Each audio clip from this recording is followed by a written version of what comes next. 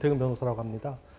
이제 공지는 법무인 융평으로 되어 있는데 이제 법무인 융평은 이제 저희가 돈을 버는 이제 그 영업하는 법인이고 이제 이 세입자 114는 한국에서 주택 세입자들한테 너무 함부로 하기 때문에 2021년도에 민변 변호사들하고 시민사회 단체 분들하고 활동가들하고 뜻을 합쳐서 만든 단체고요.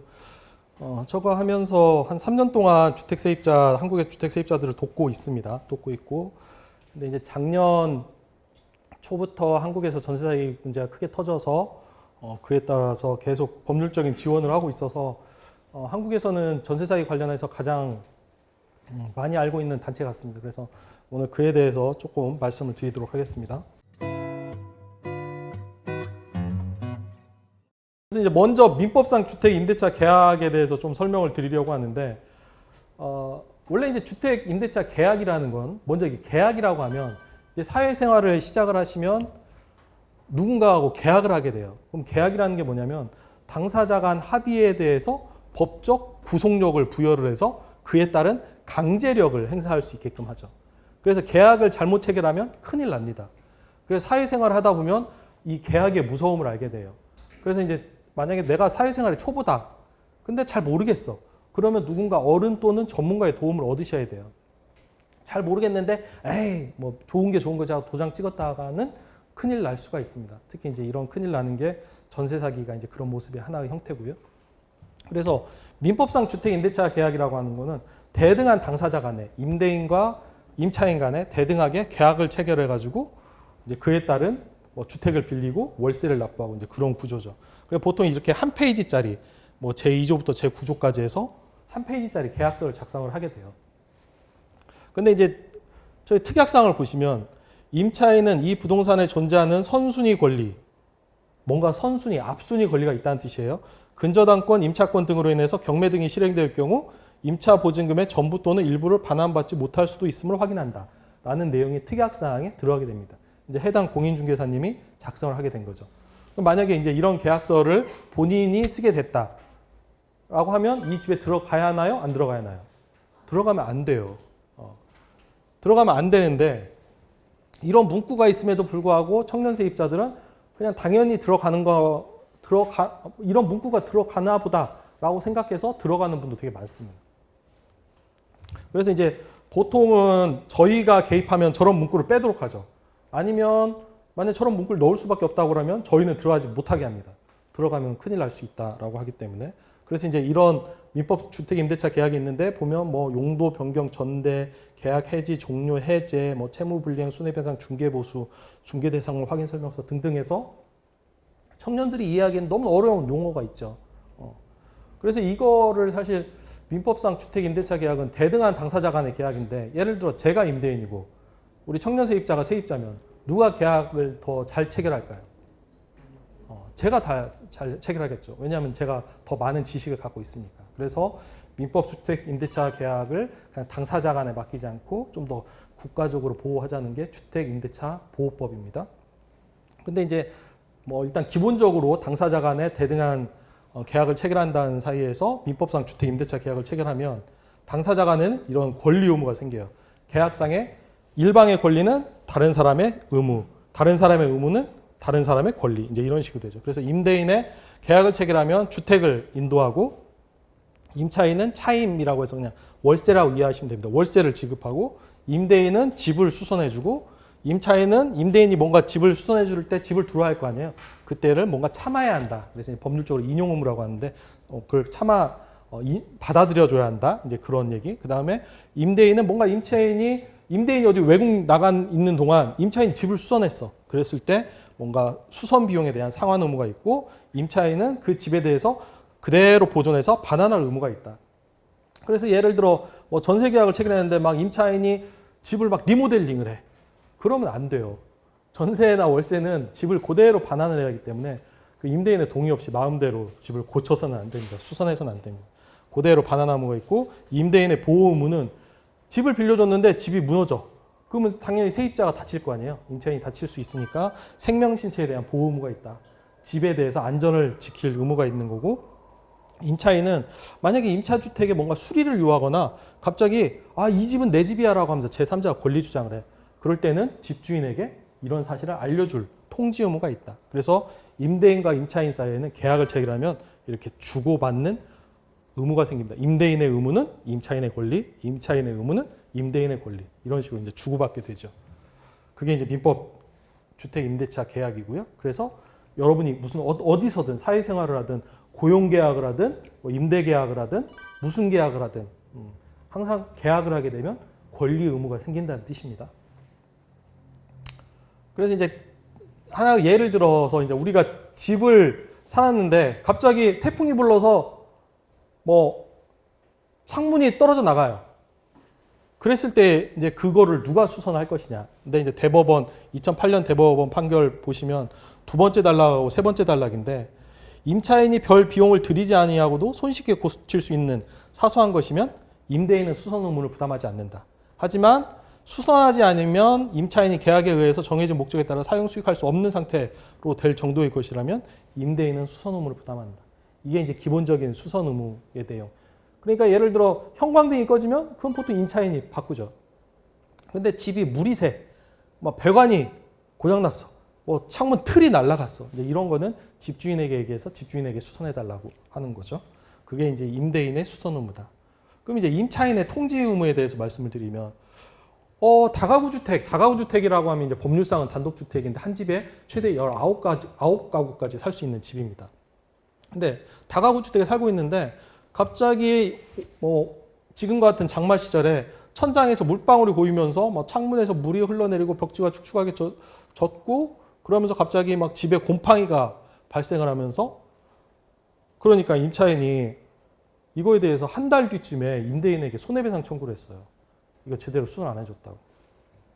근데 이제 서울중앙지법 2014년 판례인데 빨간색만 보시면 임대인이 통지를 받지 못함으로 인해서 수선을 할 수 없었던 범위 내에서는 수선 의무 불이행에 따른 손해배상 책임을 지지 않는다. 이게 무슨 얘기냐면 딱 문제가 터지면 바로 얘기해야 돼요. 근데 이 사안은 한 달 뒤에 얘기한 거예요. 한 달 뒤에.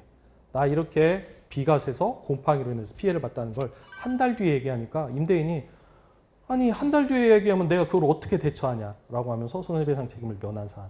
그래서 임차인 세입자는 무슨 일이 생기면 바로 임대인에게 통지를 해야 한다. 그게 이제 임차인의 통지 의무입니다.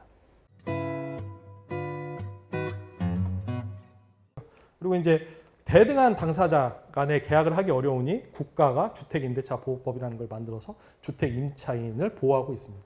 그래서 이제 기본적인 좀 내용을 설명을 드리면 첫 번째 대항력. 대항력이라는 게 세입자가 주택을 인도받는다라는 게 뭐냐면 계약을 체결하면 집을 넘겨받잖아요. 넘겨받는다는 뜻이에요. 그게 주택을 인도받는다. 그 다음에 주택을 인도받으면 보통 바로 전입신고라는 걸 하죠. 내가 그 집에 주민으로 들어왔어요 라고 하면서 등록을 하는 전입신고를 하면 그게 이제 주민등록을 합니다. 그래서 주택을 인도받고 주민등록을 하면 그 다음 날로부터 제3자에 대해서 임차권을 주장 가능하죠. 그리고 이제 우선 변제권이라고 하면 예를 들어 전세 계약을 체결해서 가장 중요한 건 뭔가요? 전세금을 돌려받는 거죠. 나중에 나갈 때. 그랬을 때 만약에 주택 인도하고 전입신고를 해서 거기 계약서에다 확정일자까지 받게 되면 우선 변제권이라는 게 생깁니다. 그리고 임차권 등기명령이라는 거는 임대차가 끝난 후 보증금을 반환하지 못했는데 집주인이 걱정하지 마. 내가 곧 돌려줄게. 한 달만 기다려. 라고 하죠. 거의 나가주면 다음 세입자 받아서 그 전세금 돌려줄게. 라고 얘기를 하죠. 그럼 그 말을 믿고 그냥 나가면 될까요? 안 될까요? 안 되죠.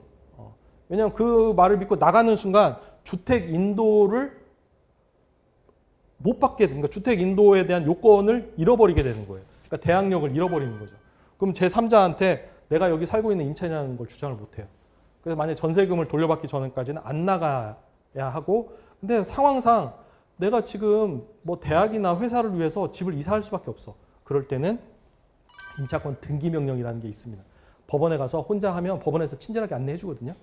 서류만 이렇게 좀 준비해서 가면 할 수 있으니까 만약에 본인이 전세금을 받지 못한 채 나가게 되면 임차권 등기명령이라는 걸 하고 나가면 좋다. 그다음에 이제 용어에서 보증금과 전세금이 헷갈리는데 보증금이라고 하면 보통 이제 영어로는 디파짓이라고 하는데 월세를 못 내거나 뭔가 집을 부셔놨을 때 그때 이제 수리 비용이 필요하니까 거기서 공제하기 위해서 보증금이고 통상 이제 월세에 대해서는 보증금 플러스 월세, 보통 이제 전세는 그냥 전세금이라고 표현을 합니다. 그래서 전세금, 보증금 약간 이렇게 혼용해서 쓰니까 그렇게 이해해 주시면 될 것 같고요.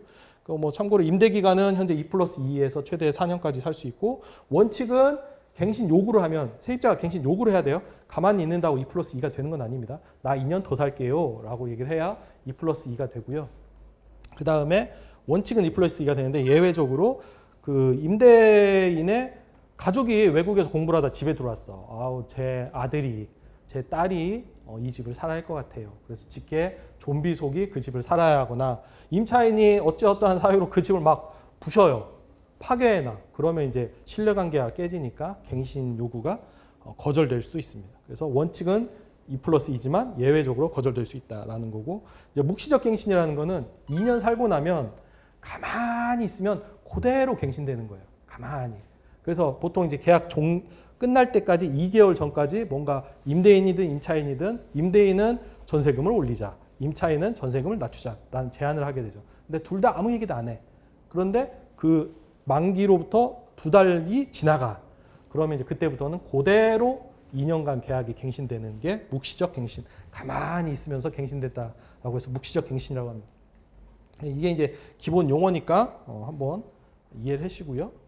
이제 사실관계 관련해서 한번 제가 또 퀴즈를 내보도록 하겠습니다. 판례 케이스 3번인데 피해자는 임차인이죠. 피해자하고 임대인은 2020년 9월 11일 날 피해자가 임대인에게 목적물 오피스텔을 인도하고 넘겨주고 임대인이 피해자에게 1억 2천만 원을 반환하기로 했어요.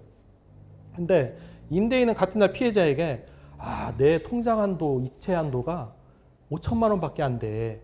근데 오늘 9월 11일은 금요일인데 내가 오늘 5천만 원만 반환하고 다음 주 월요일에 나머지 7천만 원을 반환하겠다. 오피스텔 비밀번호 알려줍니다. 근데 이제 사실은 이체 한도 제한이 있었던 것도 아니었어요. 5천만 원 플러스 2천만 원 보내고 나머지 5천만 원을 변제하지 않는 거예요. 그래서 이제 이 사건에 이를 때까지 결국 집주인은 세입자한테 5천만 원을 반환 안 한 거죠. 그래가지고 이거를 수사기관에서 기소를 했어요. 사기죄로. 그럼 이게 사기죄가 성립이 됩니까? 안 됩니까? 저는 성립된다는 입장이에요. 저는 성립된다는 입장인데 대법원 올해 3월 달에 판결을 했는데 재물에 대한 사용권은 사기죄에서 보호하는 재산상의 이익이 포함되지 않는다라고 하면서 그냥 건물의 점유만 넘긴 거 아니냐 집주인한테. 그래서 사기죄가 성립하지 않는다라는 게 맨 밑에 줄 보시면 대법원의 결론이에요. 근데 이제 저희 입장은 다르죠. 왜냐하면 저거를 집을 넘기는 순간 집에 대한 인도 요건이 빠지잖아요. 그래서 그 세입자는 대항력과 우선 변제권을 잃어버려요. 대항력과 우선 변제권을 잃어버린다는 거는 나머지 전세금 5천만 원을 돌려받지 못할 수도 있는 재산상의 위험이 생기는 거죠. 그렇기 때문에 저희는 사기죄가 성립된다는 판결입니다. 생각입니다. 근데 이에 대해서 이제 항소심에서 저희는 이제 검사한테 공소장을 변경하라고 이제 뭐 얘기를 하고 있는데 왜냐하면 이제 공소장이라는 게 그 검사가 기소한 내용만 법원은 판단하게 돼 있거든요. 그래서 이걸로 인해서 우선 변제권을 상실하였으므로 사기죄가 성립된다는 취지로 공소장을 변경하도록 하고 있는데 어떻게 될지 모르겠습니다. 그래서 중요한 건 이 판례에서 중요한 건 집주인이 다 돈을 돌려주지 않았는데도 집을 넘겨주면 안 된다. 넘겨주는 순간 대항력과 우선 변제권을 잃어버리게 된다는 취지입니다. 그리고 이제 주택임대차법법 주요 내용이 차임 증감 청구권이 만약 2+2가 되면 5% 이상 초과 금지돼요. 1년에 5% 이상. 등록 민간 임대주택일 때는 10년이거든요. 10년간 5% 계속 제한되고요. 그리고 이제 7번 소액보증금 최우선 변제권인데 소액 임차인이 우선 변제권을 확보하지 못했어요. 그러니까 본인이 선순위는 아니야. 후순위야. 근데 이제 소액 임차인이 경매 개시 결정이라는 게 등기가 되거든요. 그 전에 자기가 주택을 인겨받고 그 집에 살고 있어. 살고 있는 경우 이제 배당 절차라는 게 경매 절차에서 배당 요구 절차라는 게 있어요. 배당 요구를 하면 그 주택 가격이 예를 들어 10억에 팔렸다. 그러면 5억 범위 내에서는 세입자들이 먼저 받아갈 수 있게끔 소액 보증금 최우선 변제권이라는 게 있습니다. 그러면 이제 지금 우선 변제 받을 소액 임차인 및 최우선 변제금의 범위가 서울시는 1억 6,500만 원 이하에서 5,500만 원까지 보호를 받는 걸로 작년 2월 달에 개정이 됐습니다. 이 전세자기 터지면서 개정이 된 거거든요. 근데 이제 여기서 이제 중요한 이슈가 하나 발생을 해요. 만약에 여러분은 오늘 1억 6천만 원에 서울의 어떤 집에서 1억 6천만 원의 전세 계약을 체결했으면 여러분은 무슨 일이 있어도 5,500만 원은 최우선 변제금으로 보장 받을까요? 이렇게 물으니까 당연히 보장 못 받을 거라고 생각하죠. 보장 못 받을 수 있어요. 그거 좀 이따 설명드리겠습니다. 그다음에 이제 편면적 강행 규정이라고 해서 주택임대차보호법에 위반된 약정으로 임차인에게 불리한 것은 효력이 없다라고 하면서 뭐 예를 들어 집주인이 그럴 수 있잖아요. 아, 우리의 약정으로 인해서 너의 갱신 요구권은 없는 걸로 해. 아니면 우리의 약정으로 인해서 너의 그 차임 증감 요구권 10%로 하기로 해. 그런 건 다 의미 없다는 거예요. 이 법에 위반되기 때문에. 그래서 혹시 기성세대가 청년 세입자를 상대로 뭔가 주택임대차보호법과 다른 요구를 하면 나중에 계약서를 썼다 하더라도 주택임대차보호법에 위반되기 때문에 다 무효가 됩니다. 근데 이제 임대인에게 불리한 약정은 본인이 원해서 쓴 거, 사회적 경험이 많은 임대인이 원해서 썼기 때문에 그냥 유효하게 되는 거죠. 그래서 편면적으로 세입자만 보호하는 법률이다 해서 편면적 강행주의라고 합니다. 한쪽 편을 든다는 취지입니다. 이거는 법무부 홈페이지 가면 주택임대차보호법상 주택임대차표준계약서라고 해서 한 3페이지짜리로 있습니다. 주택임대차보호법상 표준계약서. 아까 민법상 임대차 계약서는 한 페이지. 아마 대부분 한 페이지 계약서를 쓰실 거예요. 근데 이제 계약서가 많을수록 세입자한테 좋을까요? 나쁠까요? 좋아요. 왜냐하면 세입자의 보호 규정을 체크할 수 있기 때문에요. 그래서 주택임대차보호법에 이게 법무부하고 국토부가 같이 만든 건데 이건 3장이거든요. 그러면 이제 세입자들이 체크할 수가 있어요. 예를 들어 뭐 계약의 종류에서 합의에 의한 재계약, 신규 계약이라든지 갱신 요구권 행사에 의한 갱신 계약이라든지 미납 세금이 얼마나 되는지, 선순위 확정일자는 얼마나 되는지. 선순위 확정일자가 많으면 나는 후순위인 거죠. 그래서 그런 걸 다 체크할 수가 있는 거예요. 그래서 보통 이제 세입자들을 편에 쓰는 사람은 이제 이런 계약서를 선호하는데 보통 이제 공인중개사님들은 한 페이지짜리 계약서를 들고 나오시죠. 근데 그 한 페이지짜리로는 좀 계약상 권리 보호를 받기는 쉽진 않아요. 그래서 이런 계약서가 있다라는 걸 참고하시고 한번 이 구글에 검색해 보시면 나옵니다. 주택임대차 표준계약서. 그리고 이제 3번째, 민간임대주택 특별법상 등록민간임대주택이라는 게 있어요. 이제 등록민간임대주택이라는 게 뭐냐면 이게 뭐 주택임대차보호법으로 2+2도 해보고 했는데 청년들은 한 2+2면 괜찮을 것 같아요. 근데 나중에 이제 아이를 키워보면 아이가 초등학교를 가기 때문에 한 6년씩 살고 싶어져요. 혹시 집을 빌리게 되면. 그럼 그랬을 때 뭔가 세입자는 오래 살되 집주인도 서로 윈윈할 수 있는 방법이 뭐가 있겠냐라고 하다가 이제 등록 민간 임대주택, 국가에 등록한 민간 임대주택이라는 뜻이죠. 그러면서 여기 등록하신 임대인은 주택 임대 사업자가 됩니다. 그래서 임대 사업자에게는 세금 혜택을 낮춰주죠. 그 대신 세입자는 임대 기간을 10년 동안 살 수 있고 연 5% 범위에서 임대료를 증액 제한을 하는 거죠. 그럼 세입자는 10년 동안 최대 돈이 얼마 들지를 예측할 수가 있는 거예요. 예를 들어 첫 전세금 1억이었으면 그 다음은 1억 500이 되겠죠. 1년 뒤에는 1억 500. 계속 올라도 1억 500에 또 5%. 복리로 늘어나니까 단리는 아니고 복리로 늘어나니까 그러니까 세입자는 계획을 세울 수가 있는 거죠. 그래서 이제 그 렌트홈에 들어가면 최대 10년간 연 5% 제한을 가지고 넉넉하게 살 수 있는 거죠. 그리고 이제 기타 임대사업자의 의무사항으로서 부기등기라는 게 이게 등록 민간임대주택이라는 걸 알려야 할 거 아니에요. 알려야 하니까 거기에 이제 부수하여 적는다 해서 이제 부기등기가 되고 표준임대차 계약서는 여기 6장입니다.